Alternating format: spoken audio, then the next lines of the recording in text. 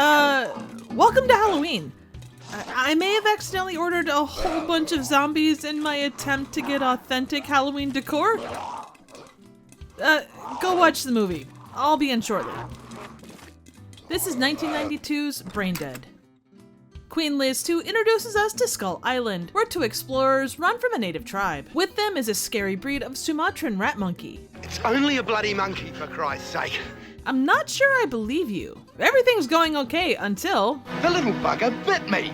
And he's promptly dismembered. The monkey is sent to New Zealand, and clearly it's smooth sailing from here on out. Over in Wellington, Lionel lives with Vera, his very demanding mum, who speaks to her son while holding a giant knife. And if you're looking for a more straightforward metaphor for their relationship, you're unlikely to find one. Lionel has an unexpected mower-related meet-cute with the lovely Paquita. The first date starts awesome, but Vera spies on them and has to ruin everything by getting bitten by the Sumatran rat monkey. Just a flesh wound. Only, it's not just a flesh wound. She blames Lionel for the bite because of his date with Paquita, but she respectfully says fuck you and refuses to give up on Lionel, causing their love to explode. Vera's bite also comes surprisingly hard, turns gnarly, and then her face falls off. Luckily, Lionel is right there with the glue to show that he's a supportive son. Later on, some fancy people show up for a very fancy lunch with some extra fancy pudding, to which Lionel's mom adds some special sauce. Doesn't look fantastic, but it tastes delicious. Vera ends up dying, and then comes straight back to rip her nurse's head almost clean off her neck. Almost. Lionel tries to keep the whole thing from Paquita, who he worries won't understand how his mom will never die. Like anyone trying to avoid certain duties, Lionel does the adult thing by locking Vera and the nurse in the basement. She escapes and is hit by a trolley, being truly dead this time. I'm not dead!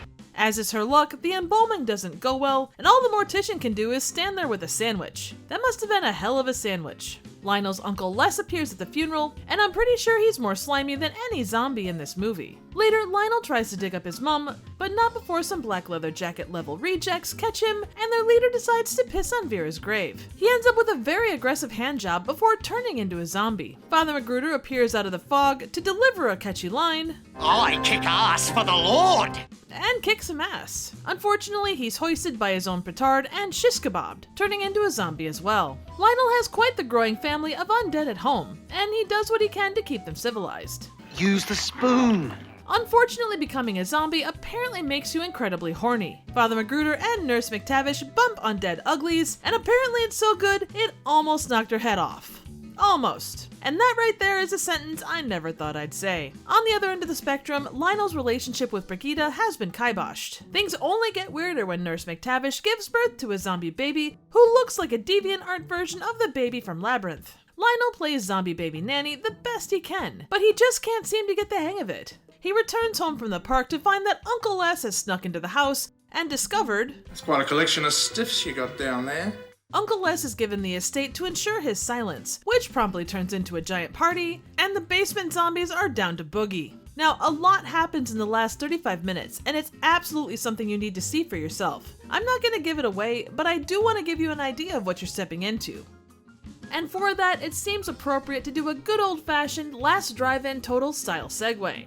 We've got 143 dead and undead kills, 1 junk in the trunk chesticles combo, 5 satisfying kicks to the groin, 1 literal splitting headache, chicken legs, the aftermath of zombie on zombie action, sentient internal organs that know how to hang, a face that lights up a room, a black leather jacket taking a spin on a mower, just a pinch of vor, a roof that is on fire, mother lovin' foo, use your mouth for a sleeve foo, mower foo, Tarzan foo, how the fuck did they get out of that room foo, gnome as a head foo, internal organs as a force to be reckoned with foo, Trivial Academy Awards for Timothy Balm as a mother's boy turned Evil Dead badass, Diane Penulver as a Ripley-level lady of action and deadliness, and an Elizabeth Moody puppet as a great set of tits and ass. 4 stars, Triv recommends.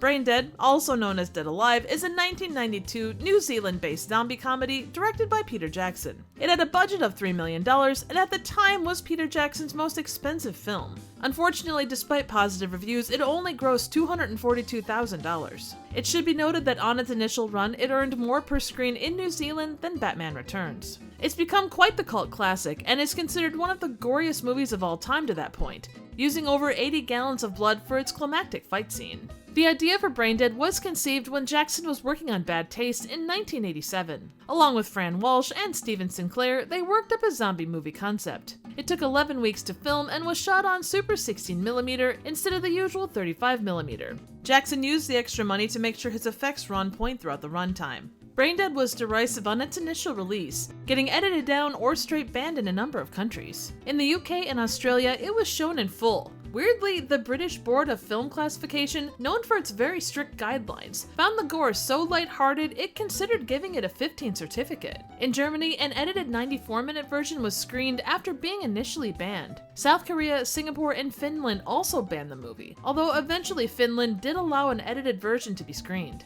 In the US, it was released as a 97-minute unrated cut and an 85-minute R-rated cut under the name Dead Alive, since there was already a movie called Braindead that had been released 2 years previous. Jackson loved the 1933 King Kong and paid homage to it by setting the opening scenes on Skull Island. He went on to direct King Kong in 2005, and there's a scene that prominently features a crate with the phrase Sumatran rat monkey on the side. I saw Braindead after being introduced to Peter Jackson's earlier works, Bad Taste and Meet the Feebles. This movie is insane and I absolutely love it. The practical work on display is fucking amazing. Every decision feels like it was done in the service of being gory and funny as hell. Each of Jackson's 3 movies presents such a unique take on the genre they're part of, and it's just incredible. This is a great example of what can be done with practical effects, and it's as good now as it was in 1992. Now, I could go on about the plots and cinematography, but like all things early Peter Jackson, one of the biggest reasons to see this are the effects and humor, and no video talking about it is going to be able to do it justice. If you can stand the gore, this is a must-watch for spooky season, or really any time. You'll be simultaneously creeped out by the gore and laughing your ass off at the rest. Every viewing brings more and more good stuff to the surface. Take my advice and don't miss this incredible Peter Jackson classic. So what do you think? Suggestions for movies? Trivial questions? Comments, ratings, and a zombie mower of my very own would be appreciated. Thank you so very much for watching.